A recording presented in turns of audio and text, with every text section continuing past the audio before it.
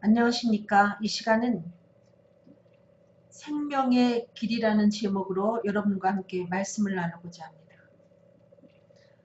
사도행전 2장 28절 말씀.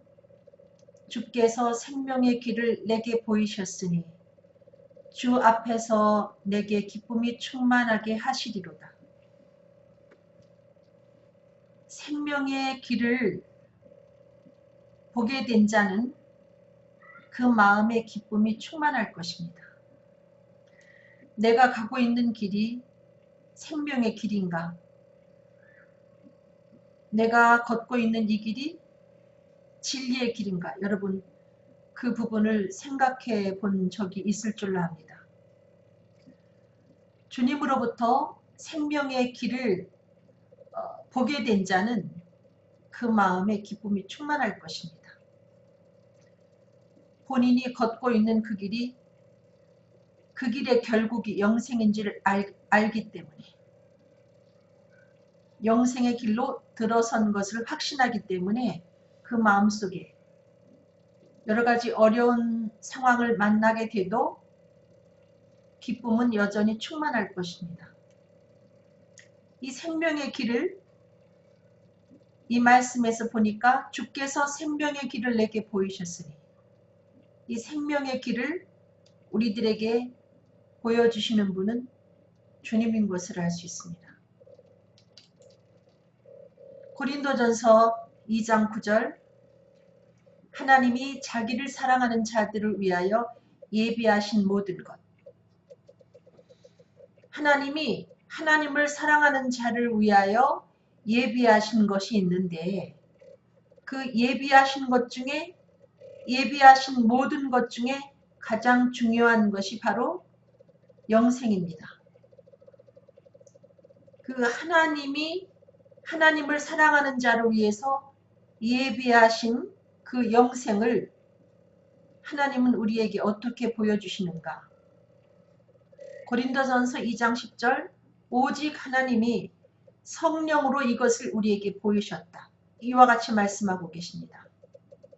성령은 모든 것, 하나님의 관계되는 그 모든 것, 하나님의 관계되는 모든 것 중에 깊은 것이라도 통달하게 하심으로 그 하나님이 마련하신 영생이라는 그 생명의 길은 성령을 통해서 우리들에게 보여주신다는 말씀입니다. 요한복음 20장 19절. 이날 곧 안식 후 첫날 저녁 때에 제자들이 유대인들을 두려워하여 모인 곳의 문들을 닫았더니 예수께서 오사 가운데 서서 이르시되 너희에게 평강이 있을지어다. 여러분, 이 말씀은 예수께서 십자가에 못 박혀 돌아가시고 부활하신 다음에 그 제자들이 모여있는 그곳에 두려움 속에 문을 걸어 잠그고 제자들이 모여있는 그곳에 부활하신 예수님이 오셔서 그들에게 평강이 있을지어다 하고 인사하는 그와 같은 장면입니다. 이 제자 중에는 물론 그 베드로도 여기에 같이 앉아 있었습니다. 그런데 놀라운 것은 예수님이 돌아가시기 전에 분명히 내가 죽은 자 가운데서 다시 살아나서 부활할 것을 그와 같이 여러 차례 말씀하셨음에도 불구하고 사람들은 예수님의 돌아가심에 대해서 슬퍼하고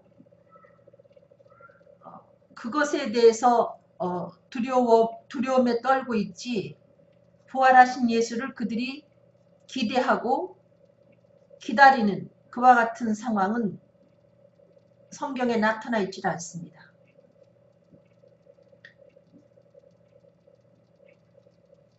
이 시간에 주는 그리스도시요 살아계신 하나님의 아들이라는 그와 같이 멋진 신앙 고백을 했던 베드로도 이 자리에 함께 있었습니다.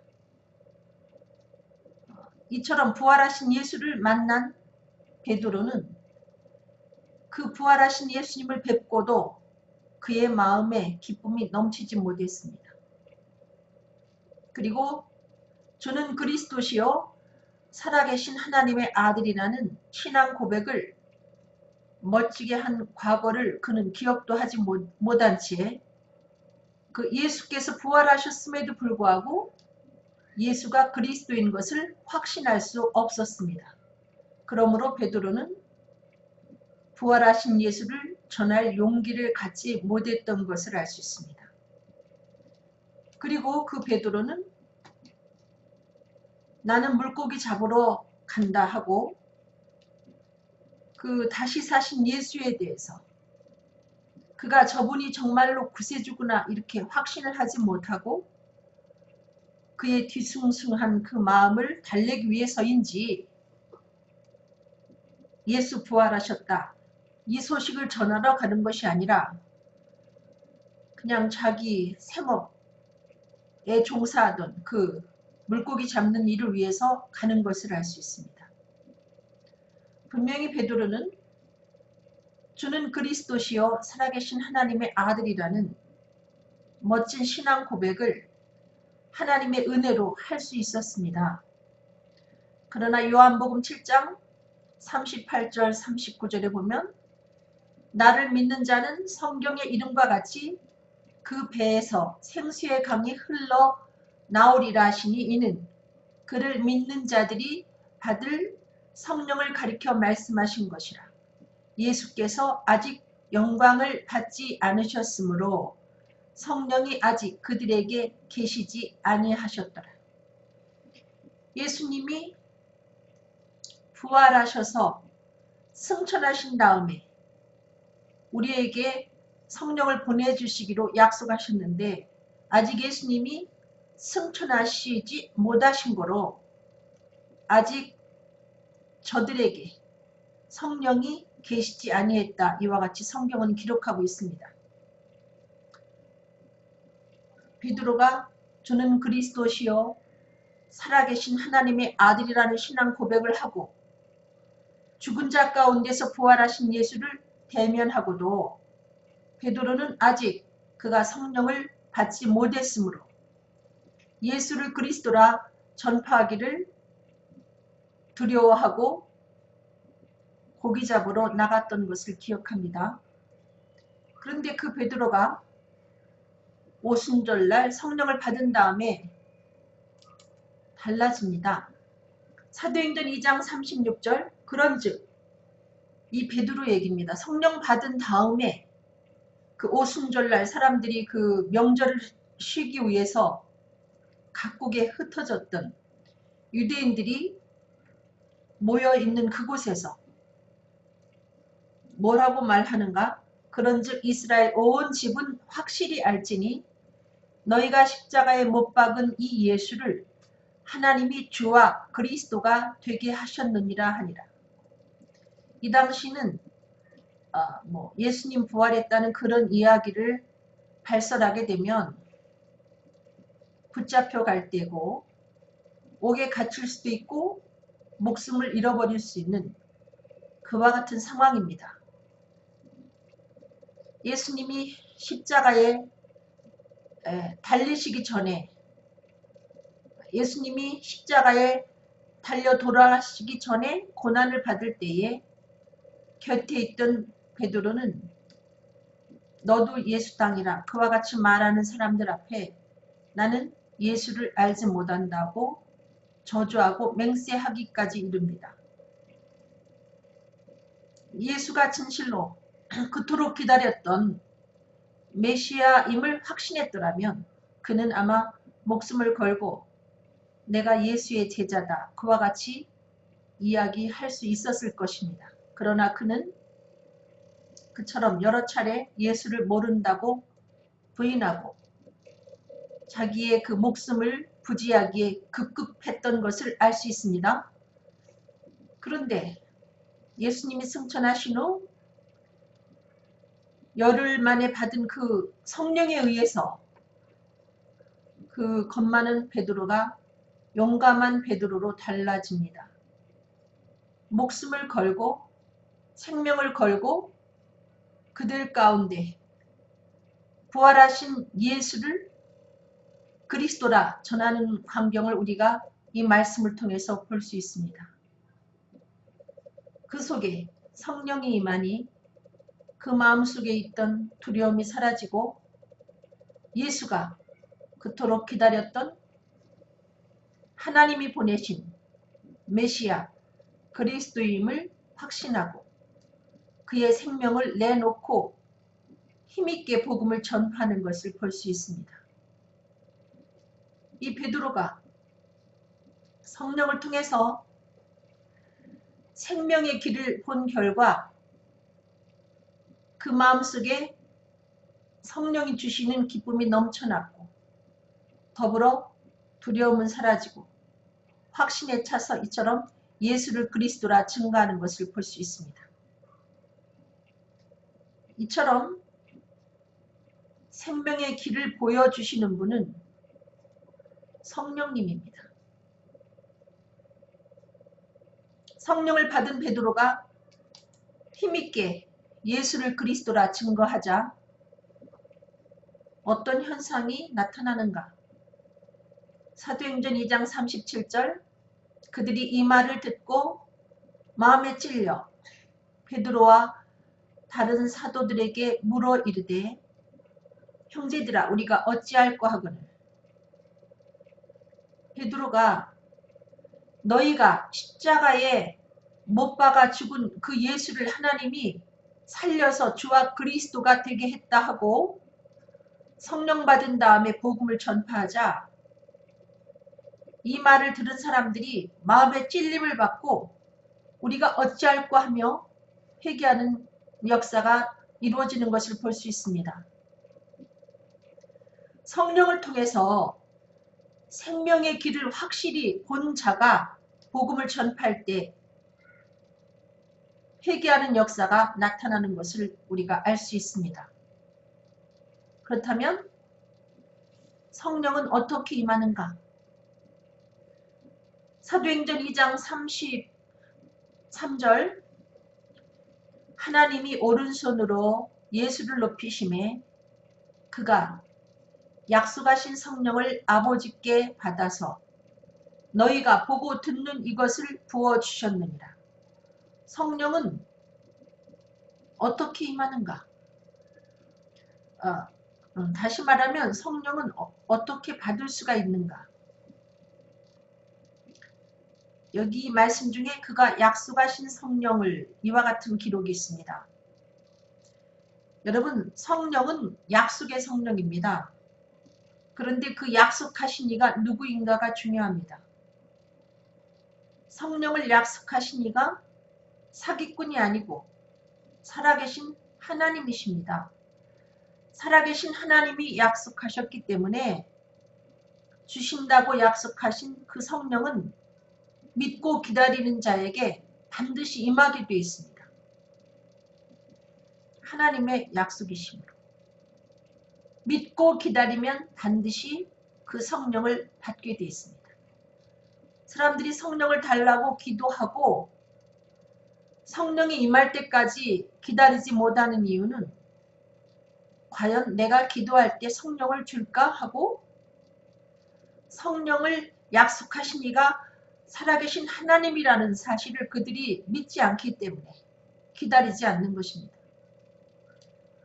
제가 명절날 어떤 친구하고 약속을 하고 그 서울에서 천안까지 차가 밀려가지고 7시간 1시간 한 10분이면 갈 수 있는 그와 같은 거리를 7시간에 걸쳐서 도착하게 된 경우가 있습니다. 저를 만나기로 한 그 친구가 있는 그 장소에 가보니 7시간이 지났음에도 불구하고 그 친구가 거기 앉아 있었습니다. 그래서 어떻게 버텼냐고 물어보니까 제가 반드시 올 줄 알았다는 거죠. 그 당시에는 휴대폰도 없었고 어떻게 소통할 수 있는 기구가 없음에도 불구하고 반드시 약속한 이 장소에 늦지만은 올 것이다 하고 믿고 기다려서 결국은 7시간 만에 저를 만난 적이 있습니다. 성령은 반드시 임합니다. 그걸 믿고 기다려야 된다는 것이죠. 사도행전 2장 39절 이 약속은 너희와 너희 자녀와 모든 먼데 사람 곧 주 우리 하나님이 얼마든지 부르시는 자들에게 하신 것이라. 이 성령을 주신다는 그 약속은 하나님이 부르시는 모든 이에게 하신 약속입니다. 나 같은 사람에게는 안 줄 것 같아. 이런 마음을 가질 이유가 없습니다. 하나님이 부르시는 모든 자에게 차별 없이 내리시는 분이 바로 임하시는 분이 바로 성령님이라는 것입니다. 성령은 차별 없이 하나님이 부르시는 모든 자에게 믿고 기다리는 모든 자에게 임하기 때문에 반드시 나에게도 주실 것이야. 이와 같은 믿음을 가지고 집중해서 성령이 임할 때까지 여러분이 기다리면 됩니다. 몇 날이 못 돼요. 주시겠다고 약속하신 성령은 반드시 믿고 기다리는 자에게 임하게 되어 있습니다. 여기 방금 아까 읽은 말씀에 너희가 보고 듣는 이것을 이것은 성령이거든요. 너희가 보고 듣는 이 성령을 부어주셨다. 그래서 여러분 우리는 성령은 눈에 보이지 않는다. 그렇게 생각하기 때문에 글쎄 나는 성령을 받았는지 안 받았는지 모르겠다. 이렇게 말씀하시는 분이 계신데 여러분 이 성경 말씀에 너희가 보고 듣는 이것을 부어주셨다. 너희가 보고 듣는 성령을 부어주셨다. 이와 같이 기록하는 것을 볼 때 성령은 우리의 감각기관을 통해서 감각할 수 있게 임한다는 사실입니다. 받았는지 안 받았는지 모르겠어. 그러는 분이 계시다면 안 받은 것이죠. 받은 사람은 알게 되어 있습니다. 아, 이것이 성령이구나.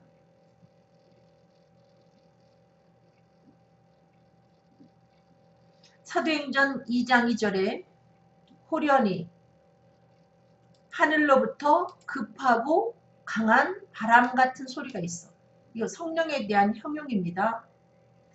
성령이 임한 그 자리에 하늘로부터 급하고 강한 바람 같은 소리가 있었던 것을 알 수 있습니다.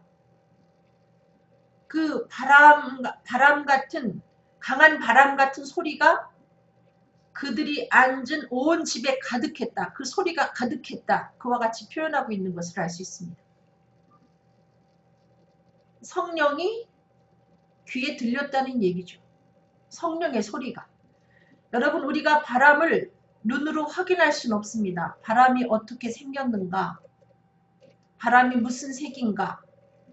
우리는 그것을 어떻게 표현할 수가 없습니다. 그러나 바람이 지나갈 때 우리는 감각해서 바람을 느낄 수가 있습니다. 바람이 지나갈 때 물체가 흔들리면서 바람의 존재를 확인할 수 있습니다. 바람이 지나갈 때 우리에게 소리를 내면서 우리가 바람의 존재를 확인할 수 있습니다. 이것처럼 성령은 우리가 감각할 수 있을 정도로 임한다는 것이죠.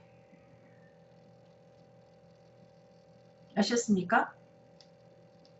참 충격적인 얘기라고 생각하는 분이 계실 텐데 성령을 내가 받았나? 안 받았나? 이런 분들은 오늘부터 다시 기도하셔서 하나님 내가 성령을 받았습니까? 언제 받았습니까? 나한테 기억나게 해주십시오 하고 기도를 해보시든지 안 받은 것 같으면 다시 여러분이 감각할 수 있을 만큼 임하는 그 성령 세례를 반드시 체험하게 되시길 바랍니다. 사도행전 2장 3절에 마치 불의 혀처럼 갈라지는 것들이 그들에게 보였다고 그렇게 기록이 되어 있습니다. 성령이 불의 혀처럼 마치 갈라지는 불의 혀처럼 갈라지는 모습으로 각 사람 위에 임했다. 그걸 봤다. 이와 같이 기록을 하고 있습니다. 여러분 성령은 그냥 어떤 그 우리를 그 죽음으로 내모는 어떤 가스처럼 냄새도 없고 소리도 없고 그러는 게 아니고 이분이 바로 성령인가 보다 우리가 그렇게 느낄 수 있게 임한다는 것이죠. 여러분 불의 존재를 우리가 어떻게 형체로 뭐라고 묘사할 수가 없습니다. 그러나 불이 있을 때 우리는 불을 느낄 수가 있습니다. 그 뜨거운 열기로 혹은 그 불이 활활 타오를 때 소리도 들리지 않습니까? 성령은 이처럼 보이고 들리게 임한다는 사실을 기억하시고 아직 성령을 체험하지 못한 분들은 오늘부터 성령이 여러분에게 임할 때까지 관심을 놓지 마시고 기도하시면서 준비하셔서 반드시 성령 세례를 체험하게 되기를 기도하겠습니다. 그 사도행전 9장 3절로 7절 말씀을 보면은 그 유명한 사울이 바울되는 과정이 나타나는데 사울이 길을 가다가 다메섹에 가까이 이르더니 여러분 사울이 요때가 언제인가 하면은 스데반이 예수를 그리스도라 증거하면서 하나님 우편에 계신 예수를 내가 본다 이렇게 증거하면서 순교하는 과정을 목도한 후입니다. 사울이 거기서 스데반을 돌로 치는 청년들의 그 옷을 받아 들고 옆에서 스데반 죽이라고 열심히 응원을 했던 며칠 전에 그와 같은 사건이 있은 직후에 사울이 그럼에도 불구하고 예수를 그리스도로 믿지 못하고 예수 믿는 사람들을 잡아다가 옥에 가두고 죽이기 위해서 다메섹으로 향하고 있었습니다. 그런데 호련히 하늘로부터 빛이 이 사울을 둘러 비췄습니다. 하늘로부터 빛이 사울을 둘러 비출 때 사울은 분명히 그 빛을 보았습니다. 그래서 너무 눈이 부셔서 땅에 고꾸라졌습니다. 그런데 빛만 본 것이 아니고 소리가 들렸습니다. 사울아 사울아 내가 어찌하여 나를 박해하느냐. 이런 소리가 들렸습니다. 성령이 소리로 빛으로 사울에게 임한 것을 알 수 있습니다. 사울이 너무 놀라서 주여 누구십니까 하니까 나는 내가 박해하는 예수라. 여러분 성자, 성령, 성부 이분들은 하나입니다. 성령님이 이처럼 빛으로 소리로 부활하신 예수를 증거하신 것입니다. 여러분 예수가 하나님의 아들 그리스도라는 것을 성경에 기록이 있지만 많은 사람들이 그 사실을 풀어서 우리들에게 전달해 주지만은 우리가 우리의 이성적인 사고로 그 사실을 어떻게 받아들일 수 있습니까? 예수가 부활한 것을 목도한 사람들은 다 죽고 남아있지 않습니다. 이것을 믿는다는 그 자체가 기적입니다. 사울이 죽어가는 스데반이 얼굴에 광채가 나면서 하나님 보좌 우편에 있는 부활하신 예수를 증언했지만은 사울이 그걸 믿을 수가 없었습니다. 뭐 스데반이 미쳐서 저러는 게 아니야? 이렇게 생각했는지도 모르겠습니다. 그런 고집도 세고 마음이 강박한 이 사울 앞에 성령님이 직접 보여주시고 들려주시면서 예수가 부활하신 그리스도인 것을 증거해 주시는 것을 알 수 있습니다. 생명의 길은 예수 그리스도입니다. 그 예수 그리스도를 확실하게 믿게 해주는 분이 성령님입니다. 성령님은 받아도 되고 안 받아도 그만이고가 아니고 성령님은 반드시 여러분이 받아야 사울이 바울 되는 것처럼 예수가 살아계신 하나님의 아들 우리의 그리스도인 것을 여러분이 확실히 믿을 수가 있습니다.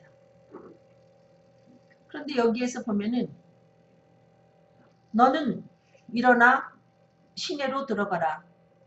내가 행할 것을 내게 이를 자가 있느니라 하시니 같이 가던 사람들은 소리만 듣고 아무도 보지 못하여 말을 못하고 서 있더라.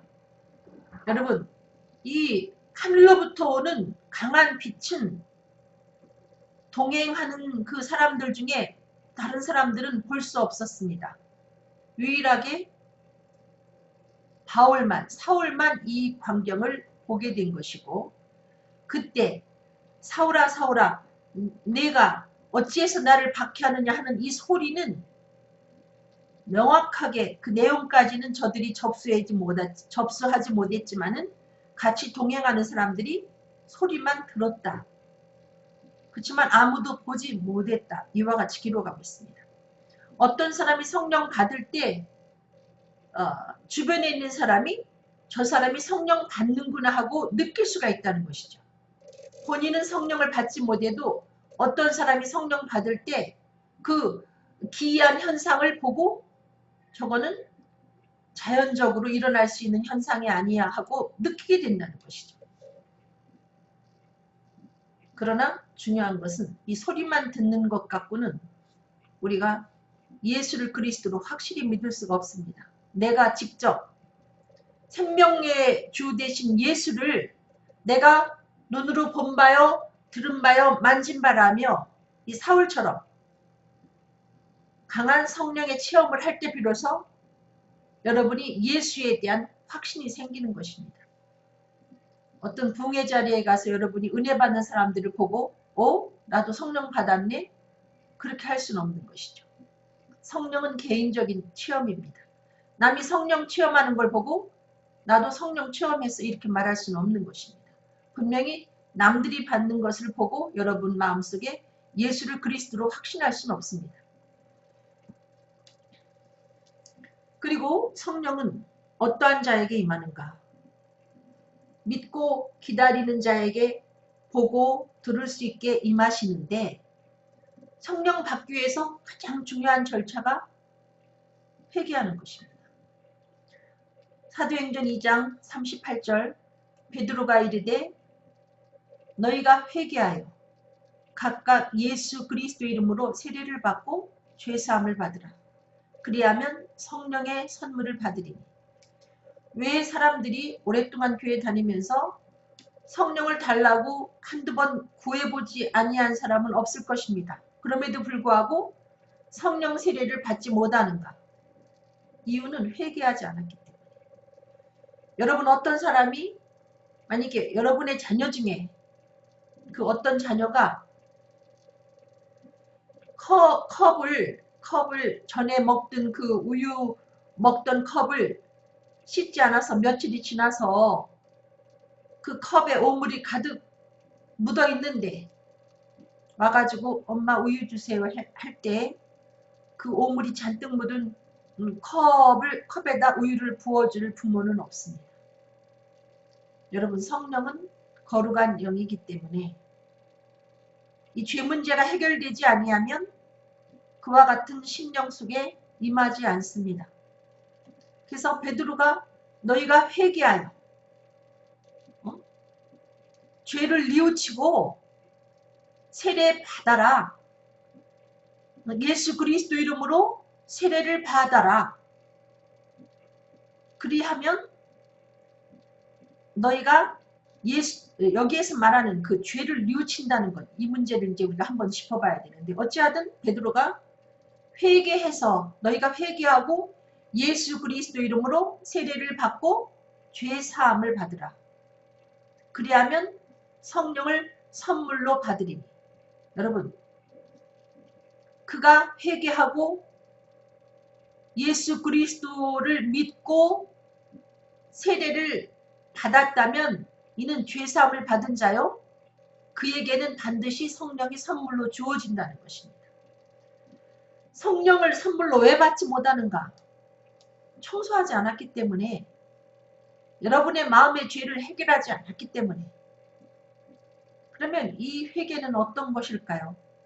요한복음 16장 9절, 죄에 대하여라 함은 그들이 나를 믿지 아니하며.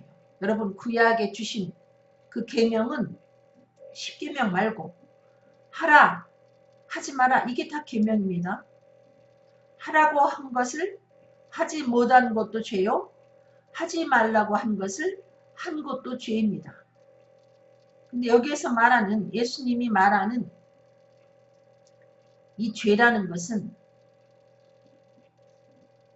이 말씀 그대로 예수를 그리스도로 믿지 아니한 죄를 말합니다.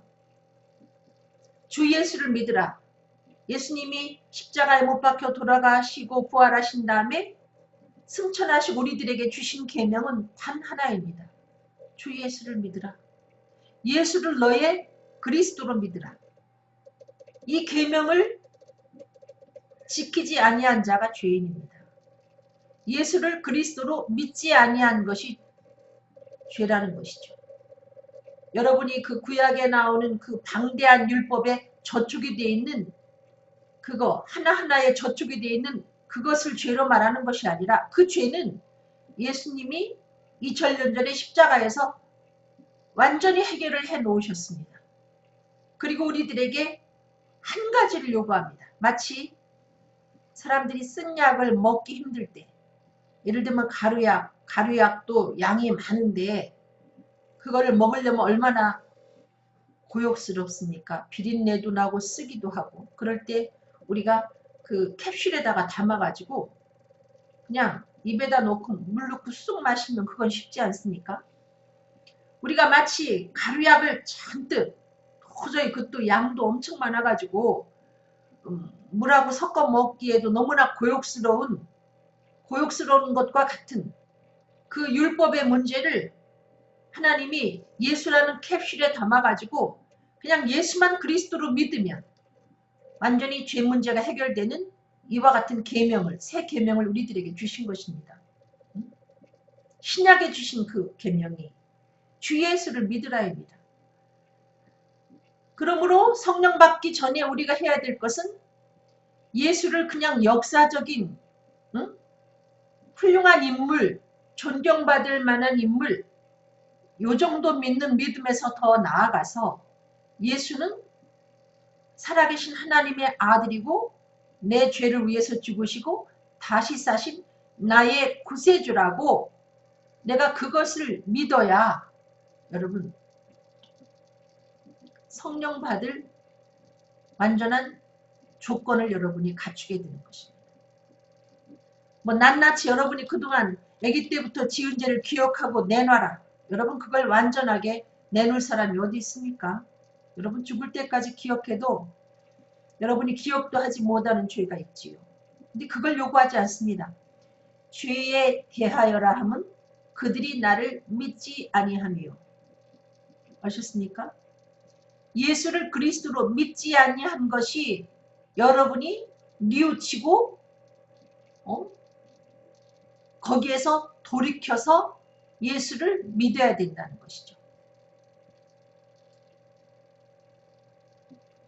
그래서 여러분이 예수를 그리스도로 믿지 않는 자리에서 아 내가 이게 잘못되었구나 하고 뉘우치고 돌이켜서 예수를 구세주로 믿게 될 때 비로소 물세례 받을 수 있습니다.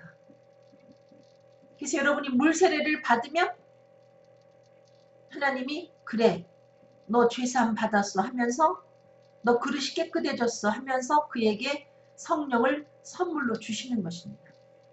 성령을 오랫동안 교회 다니면서도 못 받은 이유가 있습니다. 회개하지 않았기 때문에 아셨습니까? 사도행전 1장 8절에 요한은 물로 세례를 베풀었으나 너희는 몇 날이 못되어 성령으로 세례를 받으리라 하셨느니라. 만약에 여기에 요한은 물로 세례 줬지만은 너희들이 기다리면 성령 세례 받을 거야. 그렇게 말씀하시고 그 기한을 몇 년이 못되어 성령 세례를 받으리라 했다면 여러분 성령 기다리기가 얼마나 힘들겠습니까?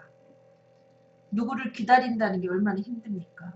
여러분이 성령님을 기다리는데 너희가 몇 달이 못돼요. 뭐 이랬다고 해도 여러분 힘들 것이고 너희가 몇 주일이 못돼요.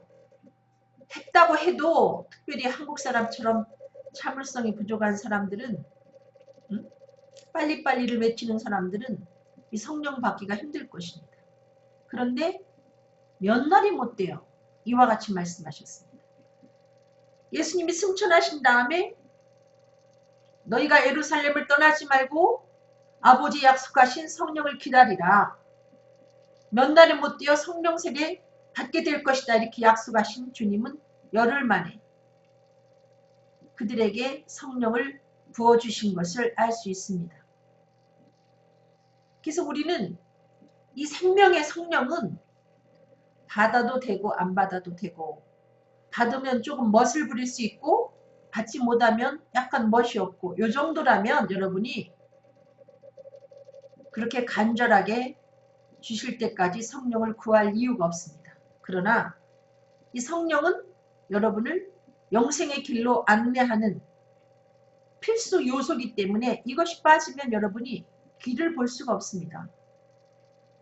길을 볼 수가 없기 때문에 우리는 성령을 몇 날이 못되어 주신다고 했으니까 그 성령에 대한 관심을 놓지 말고 받을 때까지 간절히 절박하게 기다려야 된다는 것이죠. 요한복음 3장 3절에 예수께서 대답하여 이르시되 진실로 진실로 내게 이르노니 사람이 거듭나지 아니하면 하나님 나라를 볼 수 없느니라. 이 거듭남, 이 중생은 그 뒤에 보니까 사람이 물과 성령으로 나지 아니하면 이렇게 표현이 되어 있습니다. 중생의 요소는 물과 성령입니다.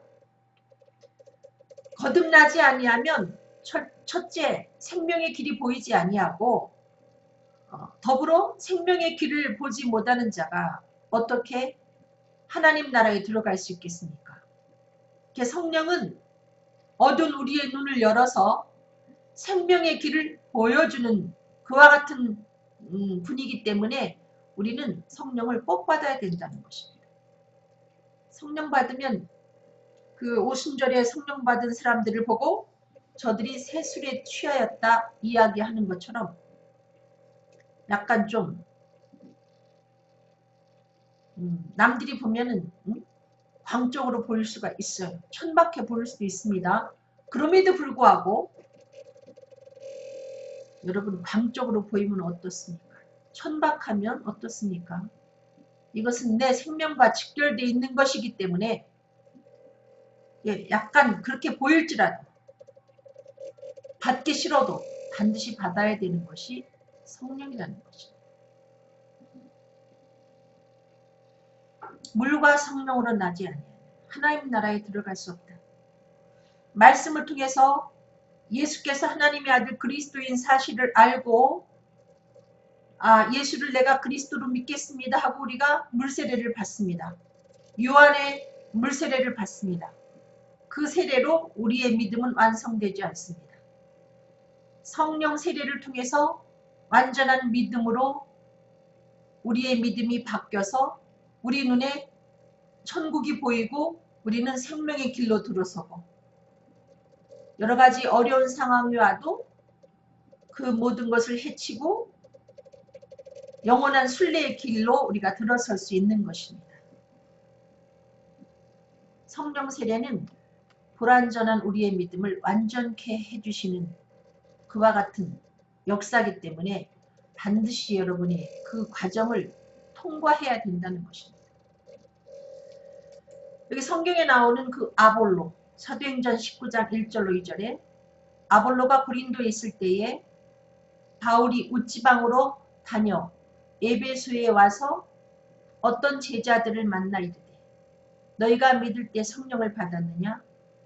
이르되 아니라 우리는 성령이 계심도 듣지 못하였노라.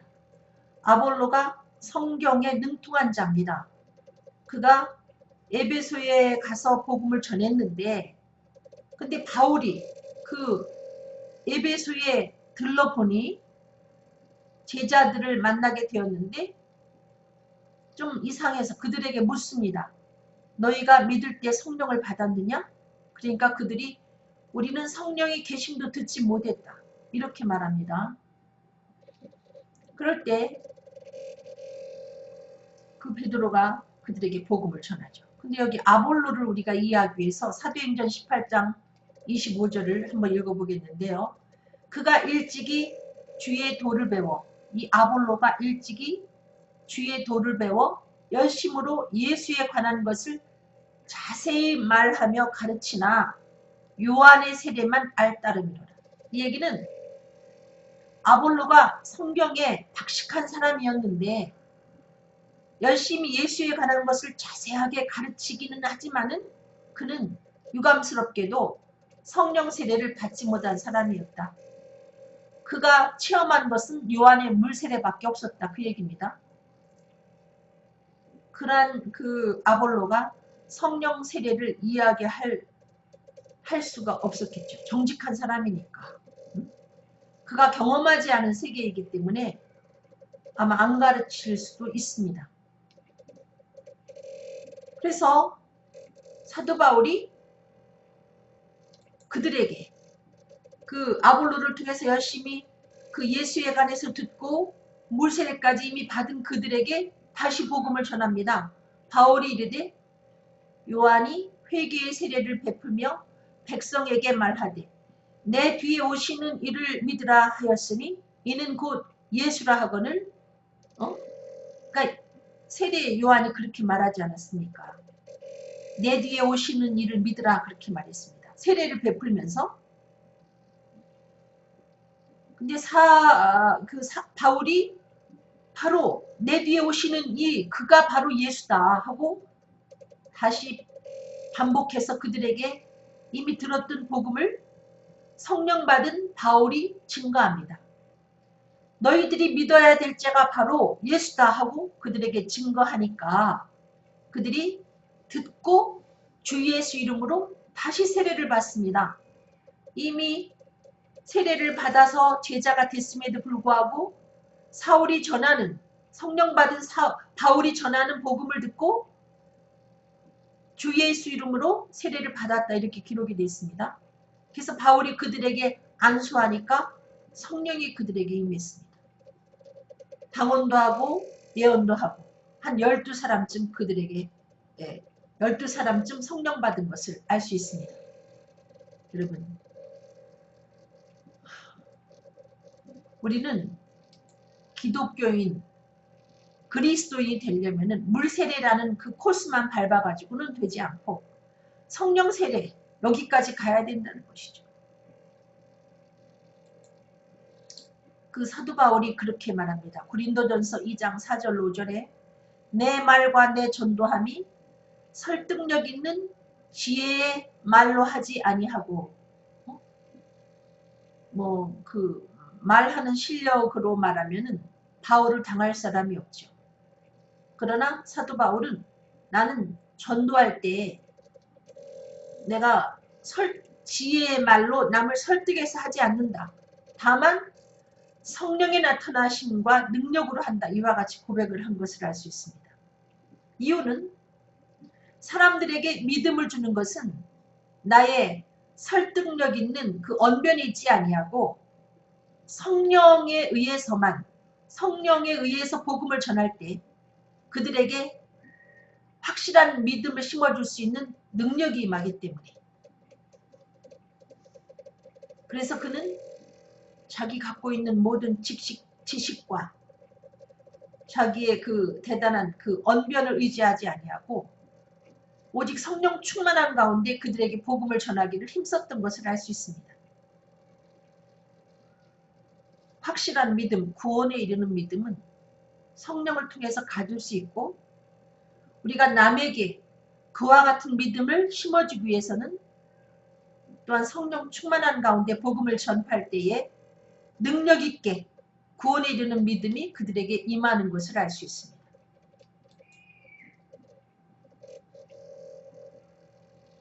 길은 성령에 의해서 보여지고, 우리가 성령으로 그 생명의 길을 또한 성령 충만한 가운데 그 길을 걸어갈 수가 있습니다.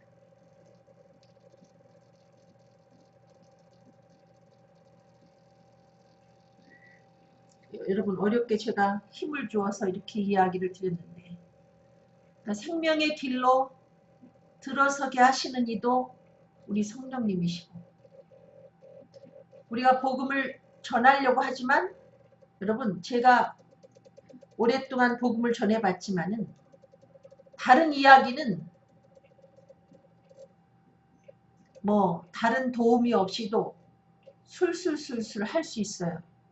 근데 복음은 성령 충만하지 아니하면 목에 걸려서 나오지가 않고, 이 복음은 도저히 연주할 수 없는 신비한 것입니다. 사도 바울처럼 말씀에 잡혀 성령에 잡혀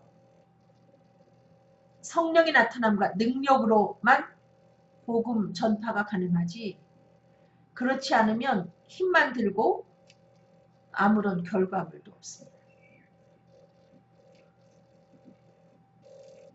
반드시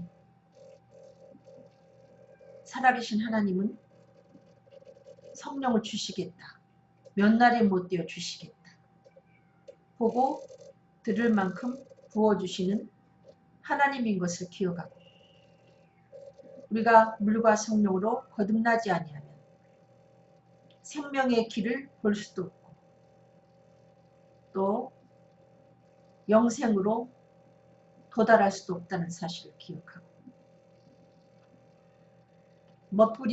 멋부리게 하는 장식물과 같은, 장식품과 같은 성령이 아니고 생명의 성령인 것을 기억하고,